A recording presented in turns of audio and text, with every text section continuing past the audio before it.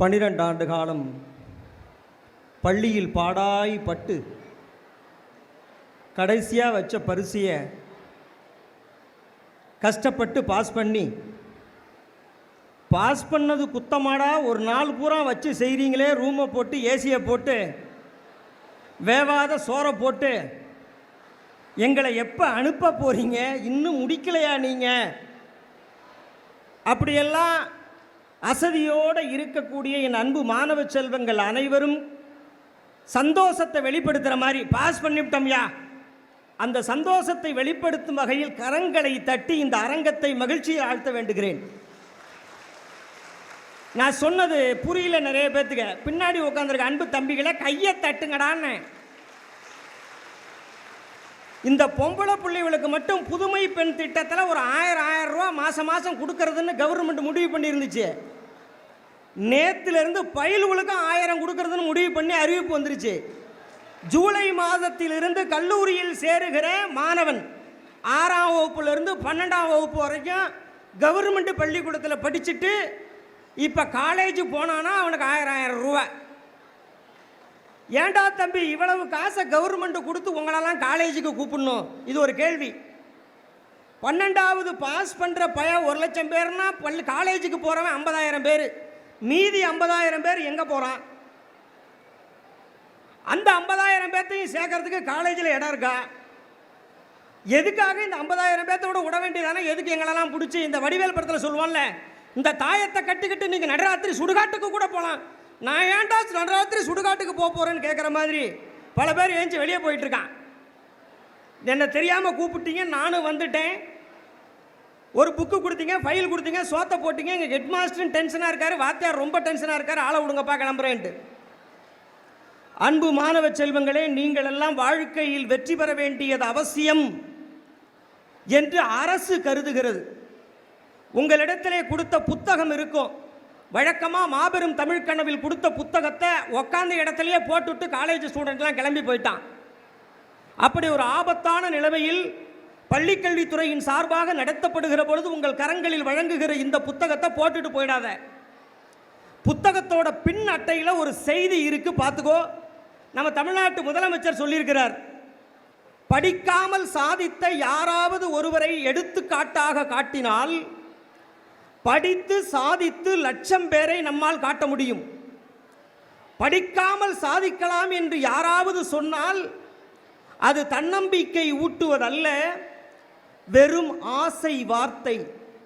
இவர்களெல்லாம் படித்து முன்னேறுகிறார்களே என்ற எரிச்சலில் தவறான பாதையை காட்டும் சூழ்ச்சி அது என்று தமிழகத்தினுடைய முதல்வர் பயில்களுக்கு 1000 ரூபா காசு கொடுக்கலான்னு முடிவு பண்ணார். நேற்று ராத்திரி அனௌன்ஸ்மெண்ட்டு தலைமைச் செயலாளர் சிவதாஸ் மீனா இந்த கோட் ஆஃப் கான்டக்ட் நடைமுறையில் இருக்கிறதுனால சீஃப் செக்ரட்டரியை விட்டு நேற்று ஒரு அனௌன்ஸ்மெண்ட் வந்திருக்கு.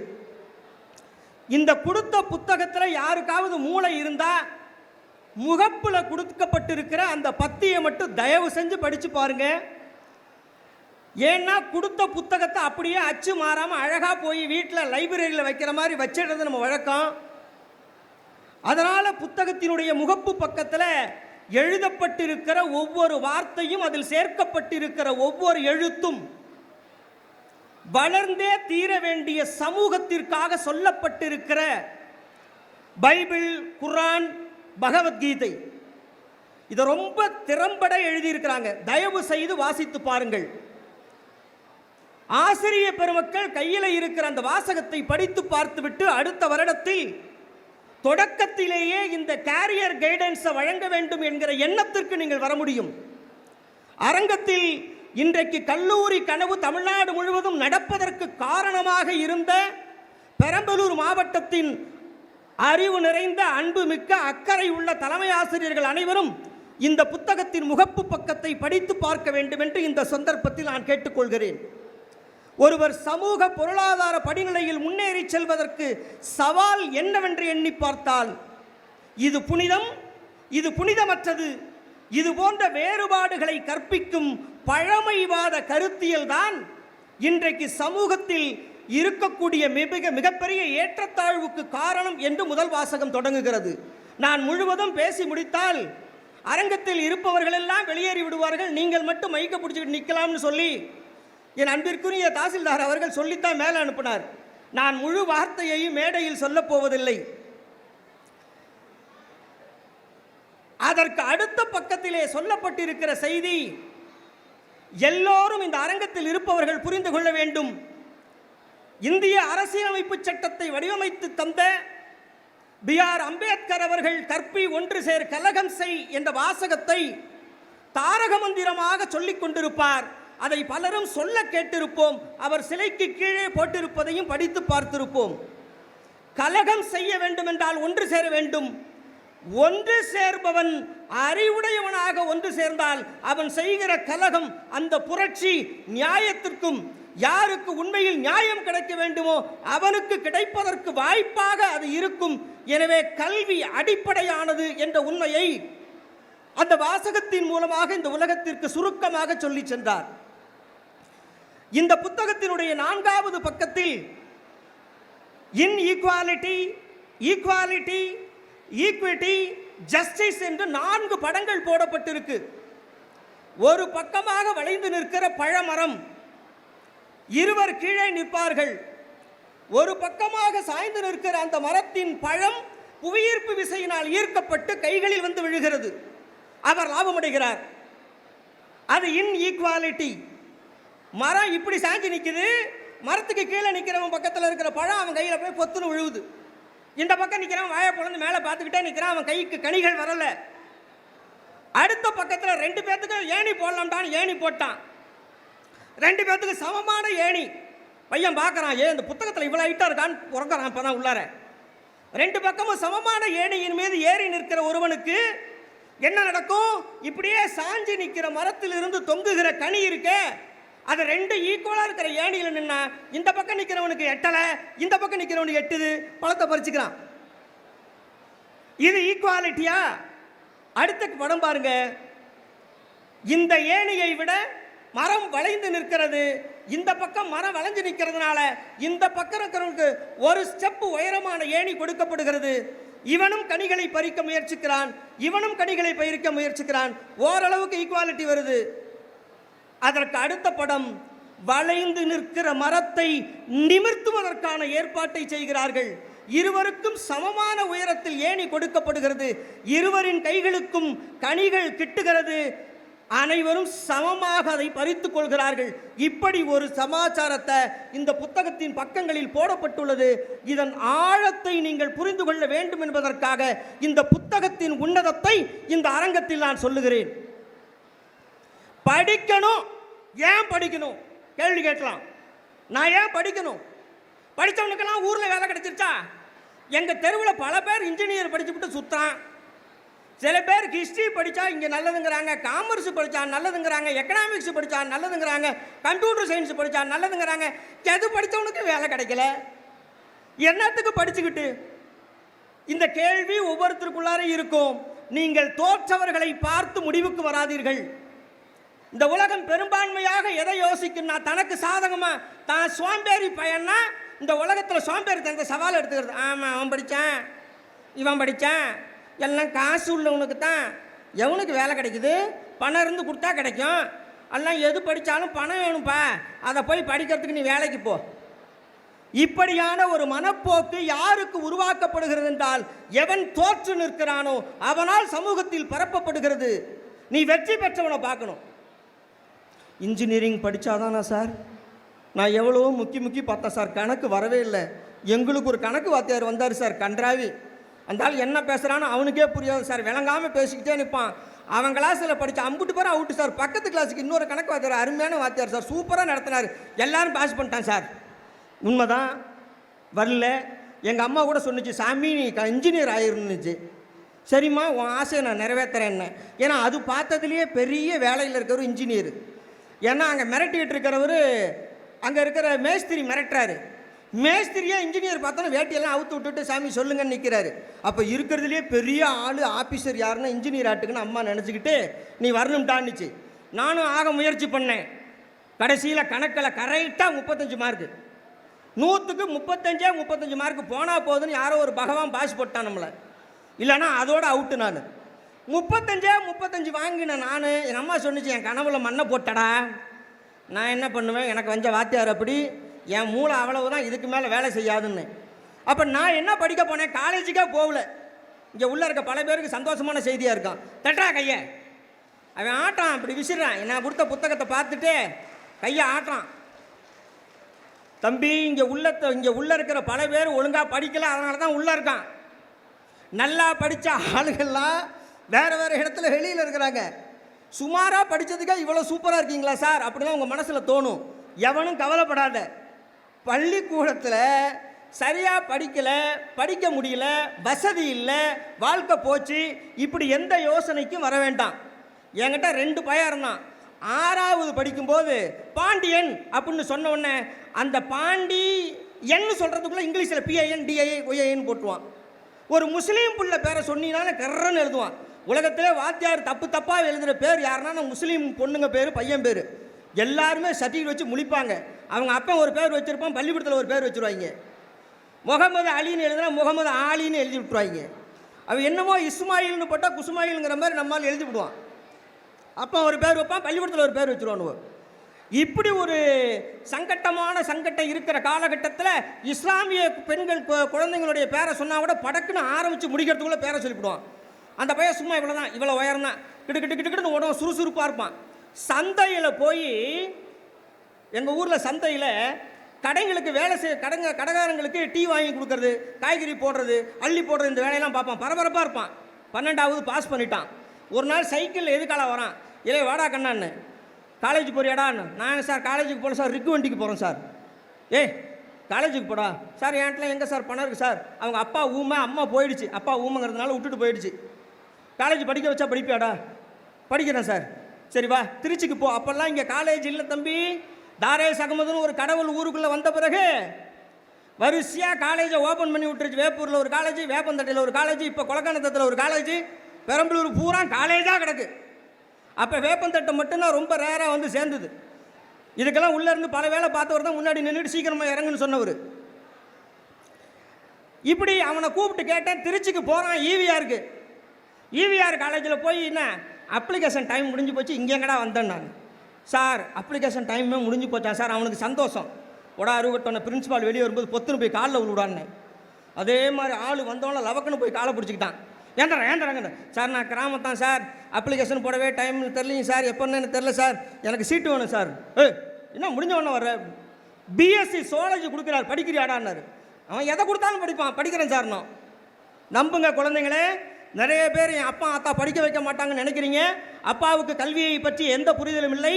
அப்பா ஊமை என்பதால் அப்பாவை விட்டு அம்மா ஓடிட்டாங்க. இந்த போன்ற சூழலில் தன்னை நம்பியே வாழ்ந்த அந்த குழந்தை கல்லூரிக்கு முதல்ல போகுது. அந்த வாழ்க்கையில் நடந்த மாற்றத்தை இப்போ உங்களுக்கு ஃபேஸ்புக்கில் காமிக்கிறேன். அவனோட இன்றைக்கி ஸ்டேட்டஸ் என்னன்னு. பிஎஸ்சி சோலஜி சேர்றான். ஒரு ஹோட்டலில் அவனை சர்வராக சேர்த்து விட்டேன். சர்வராக சேர்த்து விட்டு 3 வருஷம். வருஷம் முடிஞ்ச உடனே சார் பணம் இருக்குது சார், 10,000 ரூபாயோட வரான். உடனே கூப்பிட்டு பேங்கில் டெபாசிட் பண்ணி அந்த பத்திரத்தோட ஸ்கூல் ப்ரேயரில் நிற்க வச்சு ஹானர் பண்ணுறோம். ஏன் அந்த ஹானர் பண்ணோம்னா, அன்றைக்கி அரும்பாவூர் ஸ்கூலில் அந்த பையனை நிற்க வச்சு ப்ரேயரில் பேசுகிறோம். பணம் இல்லை என்றாலும் மனம் இருந்தால் போரும். உழைக்க தகுதியாக இருக்கிற ஒரு குழந்தை படித்து கொண்டே பணமும் சம்பாதிக்கலான்னு புரிய வச்சா பல பேர் இதை நம்பி உயர்வதற்கு வாய்ப்பு இருக்குன்னு ப்ரேயரில் நின்று ஹானர் பண்ணோம். அப்போ எல்லாரும் கைத்தட்டினா. அடுத்த வருஷம் 3வது ஆண்டு முடிவில் வர்றான். தம்பி என்னடா பண்ண போகிற? சார் பிஎட் சேரலான் இருக்கேன் சார். சரி பரவாயில்ல, நம்ம ஊர் விவேகானந்தாவில் சேர்ந்துடலாம். எவ்வளோ காசு வச்சுருக்கேன்? சார் பணம் 40,000 இருக்குங்க சார்.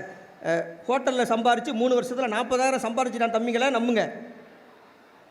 நான் கேட்டேன், ஏன்டா அங்கங்கே போய் சேர்றதான்டா, நம்ம விவேகானந்தாவில் சேர்ந்துடலான்டா. நான் சொல்கிறேன்டான்னு. இல்லை சார், நான் பிஎட் என்ட்ரன்ஸ் எழுதியிருக்கேன் சார், செலக்ட் ஆயிரும் சாருங்கிறான். நான் அவனை பற்றி வைத்திருந்த மதிப்பீடு, அவன் 12ஆம் வகுப்பில் வாங்கிய மதிப்பெண். 3 ஆண்டுகள் அவன் கல்லூரியில் படிக்கிற காலத்தை வேலை பார்த்துக்கிட்டே படித்தாங்கிறதுனால அவன் எங்கே பர்சன்டேஜ் வச்சிருக்க போகிறான் நான் நினச்சிக்கிட்டு அவனை பற்றி எனக்கு இருந்த புரிதலின் அடிப்படையில் அப்படி நான் சொன்னேன். நான் என்ட்ரன்ஸ் எழுதியிருக்கேன், செலக்ட் ஆயிடுவேன்னா நம்புங்கள். அப்போ அவன் எழுதின என்ட்ரன்ஸில் தமிழ்நாட்டிலே top 1 BEd college Saidapet BEd காலேஜில் அவனுக்கு பிஎட் கிடச்சிது. பிஎட் போய் படித்தான். 3 ஆண்டுகள் சர்வரா ஹோட்டலில் வேலை பார்த்துக்கிட்டு ஸ்டேடியம் ஹாஸ்டலில் அவனை எங்கள் ஊர் பசங்க எல்லாம் அங்கே படிச்சுக்கிட்டு இருந்தான். நம்ம பையன் வருவான், தங்க வச்சுக்கங்க, ஹாஸ்டல் கிடைக்கல. அவனை பக்கெட் சாப்பாடு. அப்போல்லாம் ஒரு ரூமுக்கு 5 பேர் 6 பேர்னா பக்கெட் சாப்பாடு. அந்த பக்கெட் சாப்பாடை அவனுக்கு சேர்த்து எடுத்துடுவாங்க. அதனால் என்ன சார், நம்ம பையன் தானே சார், பார்த்துக்கலாம் சார்னு அவனை அங்கே படுக்க வச்சுக்கிட்டானுங்க. ஹோட்டலில் சர்வராக வேலை பார்த்தான், பக்கெட் சோறு தின்னான், 40,000 சம்பாரிச்சிட்டு வந்தான். பிஎட் சேர்றான்னு முடியாதுறான்னா பிஎட் சைதாப்பேட்டை காலேஜில் படித்தான், முடிச்சுட்டு வர்றான். தம்பி என்னடா ஏதோ வேலைக்கு போகலாமான்னு. சார் நான் எம்எஸ்சி படிக்கிறேன் சார்னா. எம்எஸ்சி எங்கடா சேர்றதுன்னு. கோயம்புத்தூரில் அப்ளை பண்ணியிருக்கேன் சார், கிடச்சின்னு சாருங்கிறான்.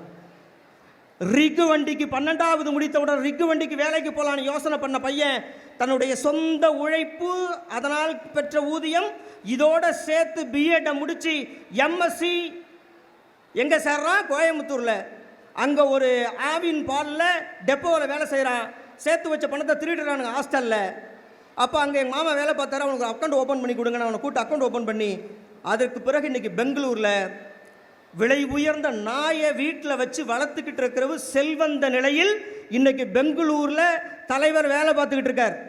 நம்புங்கள், 12வதுல பாதி மார்க்கு கூட 50% கூட ஸ்கோர் பண்ணாத ஒரு குழந்தை, தன்னுடைய வருமானம் இல்லை, அப்பாவுக்கு வாய்ப்பு இல்லை என்று கல்வியை தவிர்க்க விரும்பிய ஒரு குழந்தை இன்றைக்கு நீங்கள் பார்ப்பீங்களே, அந்த பொட்டி நாய் ஒன்று இருக்குமே, அது மாதிரி விலை உயர்ந்த நாயை தன்னோட வீட்டில் வச்சு வளர்க்கிற அளவுக்கு வருவாய் உள்ள மனிதனாக இன்றைக்கி பெங்களூரில் வேலை பார்த்துக்கிட்டு இருக்கான். ஃபேஸ்புக்கில் அப்பப்போ நான் என்னுடைய ஃபோட்டோஸ் போடும்போது கமெண்ட் போடுவார் ஐயா.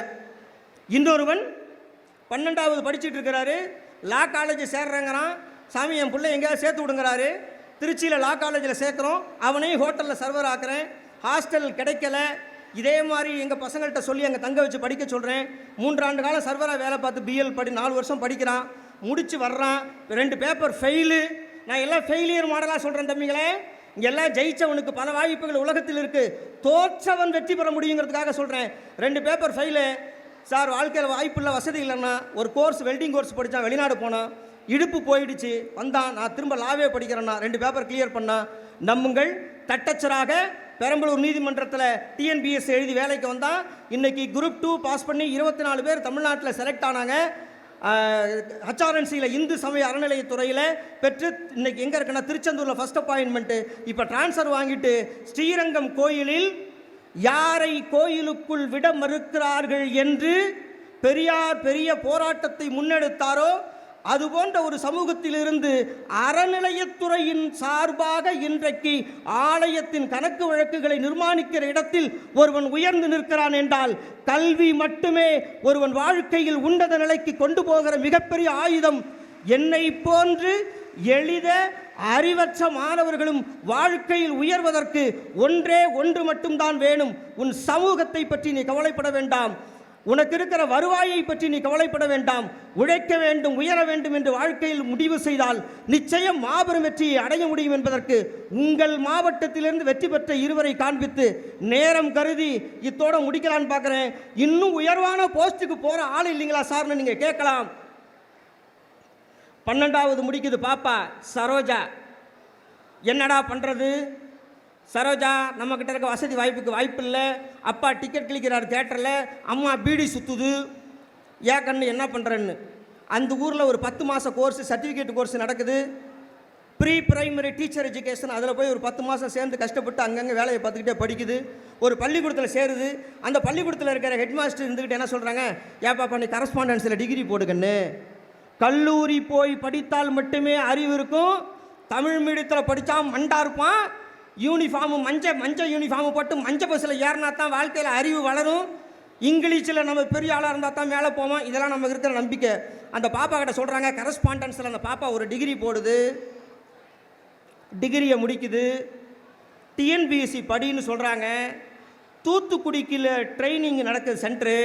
அந்த பாப்பா ஊர்லேருந்து ட்ரெயினில் ஏறி தூத்துக்குடி போகுது, படிச்சுக்கிட்டே போகுது. மதியானம் சோத்தை கட்டிக்கிட்டு அங்கேருந்து வரும்போது படிச்சுக்கிட்டே வருது. இங்கே வீட்டில் வந்து அம்மாவுக்கு பீடி சுற்றுது. நடுவில் என்ன பண்ணுது, போலீஸ் வேலைக்கு ஆள் எடுக்கிறாங்க. போலீஸ் வேலைக்கு போகுது, பரீட்சை எழுதுது, பாஸ் பண்ணுது. உயரத்தாளம் தான் பாப்பாக்குள்ள என்ன மாதிரி உயரம் 10லன்னு தள்ளி விட்டுறாங்க. போச்சே ஒரு வாய்ப்பு முடிஞ்சு போச்சான்னு பாப்பா வந்துடுது. இந்த பரீட்சைக்கு படிக்குது. நேராக குரூப் 1 எழுதுது. எழுதின பரீட்சையில் நம்புங்க ஃபஸ்ட்டு அட்டம்ப்ட்டு. நீ போய் யூடியூப்பில் போட்டு பார்த்தா தெரியும் சக்ஸஸ் ஸ்டோரி. பாப்பா ஃபஸ்ட்டு அட்டம்ப்டில் பாஸு. போலீஸு வேலைக்கு உயரம் 10லன்னு அளந்தானுங்களா, டிஎஸ்பி வேலைக்கு அதெல்லாம் கிடையாது.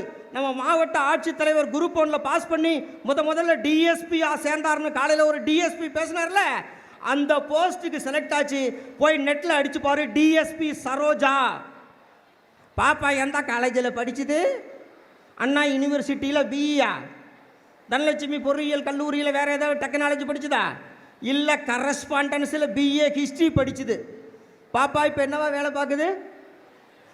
போலீஸ் வேலைக்கே உயரம்பத்தில் லாய்க்கு இல்லைன்னு சொன்ன பாப்பா டிஎஸ்பியாக வேலை பார்க்கறது. இப்போ போய் நெட்டில் தட்டி பிள்ளைங்கெல்லாம் செட்டில் வச்சுருப்பீங்க, கடன் உடனே வாங்கி அண்டா கொண்டு அடமானம் வச்சு அப்பங்காசில் கண்டிப்பாக செல்லு வாங்கியிருப்பேன்.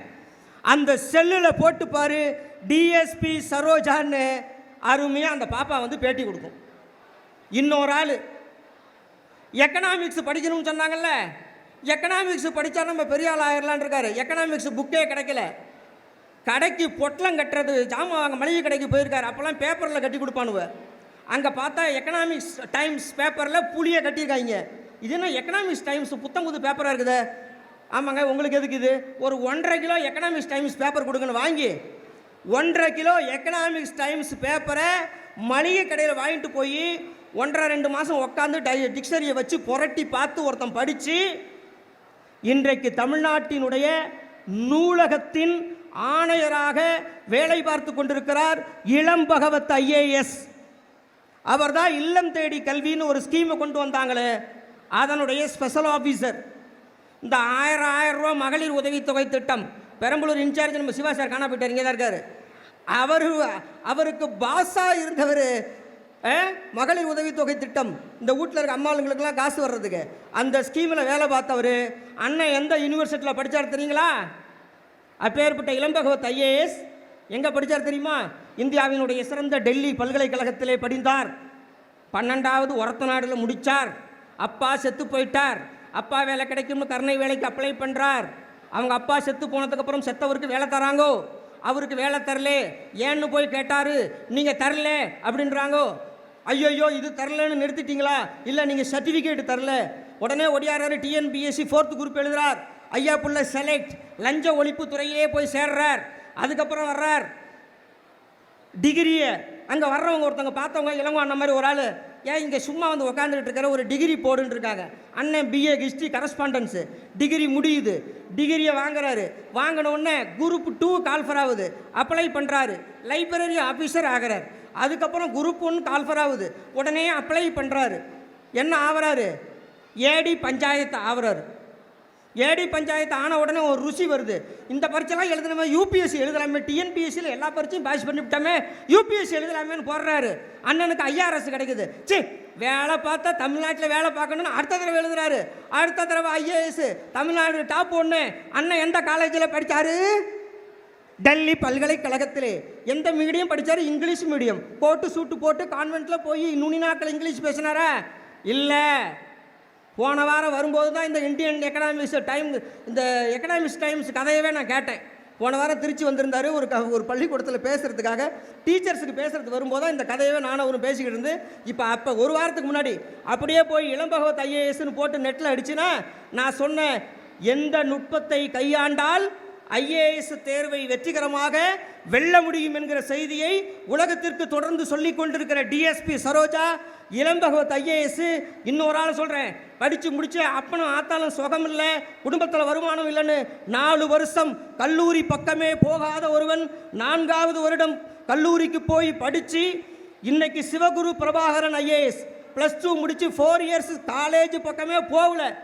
அதுக்கப்புறமா பிஇ படிச்சிருக்கா. அதுக்கப்புறம் எவனோ ஒருத்தன் சொன்னான், இந்த ஐஐடியில் படிக்கலான்னு. பிஜி ஐஐடியில் போட்டிருக்கான். லுங்கி பிரபாகரனே பேர். கட்டுறதுக்கு ஒரே ஒரு லுங்கி, போடுறதுக்கு ஒரே ஒரு பேண்ட்டு, 2 சட்டை. 2 ஆண்டு காலம் ஐஐடியில் படிக்கும்போது ஒரு லுங்கி ஒரு பேண்ட்டு 2 சட்டையோடு சிவகுரு பிரபாகரன், அந்த ஐஐடியில் லுங்கி பிரபாகரன் பேரை வாங்கி இன்னைக்கு தமிழ்நாட்டின் மிக முக்கியமான ஐஏஎஸ் ஆஃபீஸர்ஸில் ஒருவராக விளங்குகிறார் சிவகுரு பிரபாகரன் ஐஏஎஸ். மதுரையில் புரோட்டா ஸ்டாலில் ஆர்டர் வர்ற வரைக்கும் புரோட்டா தட்டிக்கிட்டு இருந்த பாண்டியன் ஆந்திராவில் மிகச்சிறந்த ஐஏஎஸ் ஆஃபீஸர். வாழ்க்கையில் வறுமையில் இருக்கிறவனுக்கு வாழ்க்கை கிடையாதுன்னு எவனாவது போகிற போக்கில் புண்ணாக்கன்னு சொன்னதெல்லாம் நீ காதில் வாங்கிக்கிட்டு கம்முன்னு நட்டுக்காத. என்னெல்லாம் காலேஜ் ஃப்ரீயாக படிக்கலான்னு ஒரு பையிலும் சொல்லாமல் போனதுனால அப்பங்கிட்ட காசு இல்லை, அறிவுரை சொல்ல ஆள் இல்லை, காலேஜ் பக்கமே போகாமல் கிடைச்சதை படிச்சுவிட்டு அப்புறம் கரஸ்பாண்டன்ஸிலே எல்லாம் படித்து வேலைக்கு வந்த ஆளில் நானும் ஒருத்தன். இன்னைக்கு கூப்பிட்டு ஸ்டேட் கோஆர்டினேட்டர்னு நிற்க வைக்கும்போது ராஜா அண்ணன் சிரிக்கிறாரு. தம்பியெல்லாம் ஸ்டேட் கோஆர்டினேட்டர்னு மேடையில் உட்கார வைக்கிறானுவ. அந்த பக்கம் பத்ம சுலோச்சனா, நம்மலாம் இல்லைன்னா இவன் எப்படி சூப்பர் 30க்கு போயிருப்பான். ஜெய்சங்கர் ஏபிஓ அவன் நினச்சி பார்க்குறான், நம்மளாம் எடுத்ததுனால தான் அண்ணன் அங்கே போய் நிற்கிறான். இப்படி பல பேர் பெரம்பலூர் மாவட்டத்தில் சூப்பர் 30ன்னு ஒன்று கொண்டு வந்து, நந்தகுமார் சார் எக்ஸலன்சின்னு ஒன்று ராமநாதபுரத்தில் கொண்டு வந்து அதெல்லாம் அடைந்த மாபெரும் வெற்றியின் தொடர்ச்சியாக இன்றைக்கு தமிழ்நாடு முழுக்க மாதிரி பள்ளின்னு ஒன்று உருவாக்கி, அந்த மாதிரி பள்ளிகளின் வழியாகத்தான் 7.5 ரிசர்வேஷன் எம்பிபிஎஸ்க்கு மட்டுமென்று கடந்த ஆட்சியில் அறிவிக்கப்பட்டது. இந்த ஆட்சியில் இன்ஜினியரிங், அக்ரி அத்தனை படிப்புகளுக்கும் பேராமெடிக்கலை தவிர 7.5 ரிசர்வேஷன் கொடுக்கலாம். என்ட்ரன்ஸ் மூலமாக மத்திய பல்கலைக்கழகங்களின் கல்லூரிகளுக்கு செல்லுகிற மாணவர்களின் கல்வி கட்டணம் முழுவதையும் தமிழக அரசு ஏற்கும் என்ற ஜீவோக்களை எல்லாம் போடுவதற்கு காரணமாக இருந்த மாதிரி பள்ளியின் தோற்றுவாயான பெரம்பலூர் மாவட்டத்து மாணவ செல்வங்கள், அவர்களை உருவாக்குகிற ஆசிரியர்கள், இவர்களையெல்லாம் சிறப்பாக ஒருங்கிணைக்கிற தலைமை ஆசிரியர்கள், இதற்கெல்லாம் படைத்தளபதிகளாக இருக்கிற டிஓ சிஓ எல்லோரும் இந்த புத்தகத்தை மிகச்சரியாக படித்து அடுத்து வரும் மாணவர்களுக்கு ஜூன் மாதத்திலேயே மிகச்சரிய வழிகாட்டுதலை செய்து மாபெரும் புரட்சிக்கு காரணமானவர்களாக இருக்க வேண்டும் என்று கேட்டு, நீங்கள் எல்லாம் நிச்சயம் வெற்றி பெறுவீர்கள் என்று கூறி வாய்ப்புக்கு நன்றி பாராட்டி விடை கொள்கிறேன். நன்றி, வணக்கம்.